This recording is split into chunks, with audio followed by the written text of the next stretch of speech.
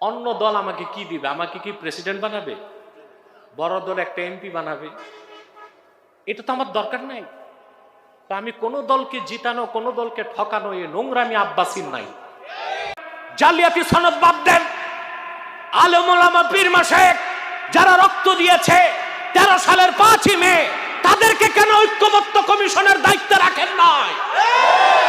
ইসলামপন্থী, কোরআনপন্থী, বাংলাদেশের স্বাধীনতার মূল ধারক যারা, তাদের সমন্বয়ে ঐক্যমত্য কমিশন করে সঠিক নির্ভেজাল সনদ করতে হবে, তারপরই গণভোট চাই।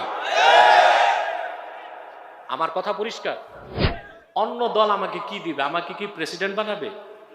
বড় দল একটা এমপি বানাবে? এটা তো আমার দরকার নাই।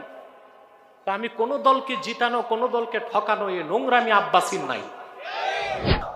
প্রিয় বন্ধুগণ, ভুল বুঝবেন না। আমাকে যারা ভুল বুঝতেছেন, 16 বছর যখন নির্যাতনে ছিলেন, আপনাদের হাজার নেতাকর্মীকে আমরা